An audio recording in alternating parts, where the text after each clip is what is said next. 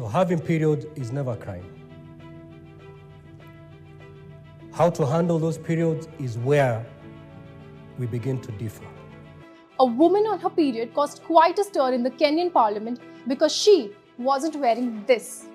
I am talking of Gloria Orwoba, a senator in Kenya who has been criticized by other MPs, including women senators, for showing up to the parliament in her blood-stained pants. And for this, she was asked to leave the floor. Indeed, if you read the Bible and even the Quran, if a woman is going through her periods, they're not even allowed to touch the Bible or the Quran. So you cannot say that being discriminated against. So Senator Gloria, I sympathize with you that you're going through the natural act of menstruation. You have stained your wonderful suit. I'm not asking you to leave because you're out of order, but I'm asking you to leave so that you go change and come back with a cloth that is not stained. Gloria Orwoba was on her way to work and noticed that she had stained herself. Since she has already been campaigning against menstruation shame and to end period poverty, she decided to enter the parliament. I find it very uncomfortable, very inappropriate for our colleague, Senator Gloria, to step in and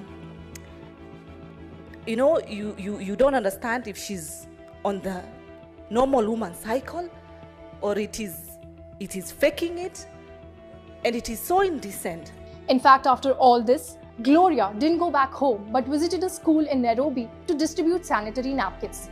Period shaming is prevalent in Kenya. In fact, in 2019, a 14-year-old girl killed herself after she got her period and stained herself.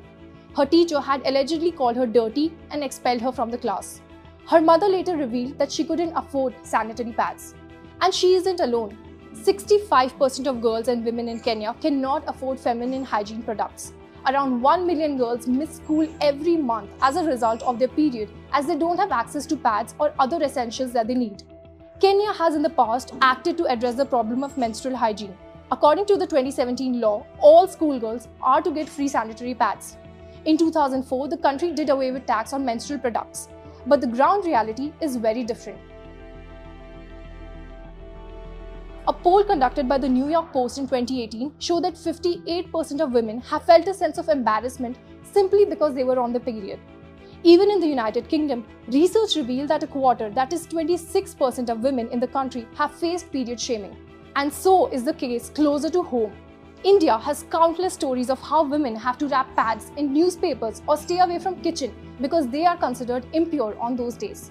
Women are excluded from religious and social events, and in rural areas they have to stay in separate spaces. Millions of families across India cannot afford to buy menstrual hygiene products. In what can be applauded, India scrapped its 12% tax on sanitary napkins in 2018. But it's 2023 and period and menstruation is still considered a taboo. But it's time that we start talking about it, period. For more informative videos like this, keep watching India Today Newsmo.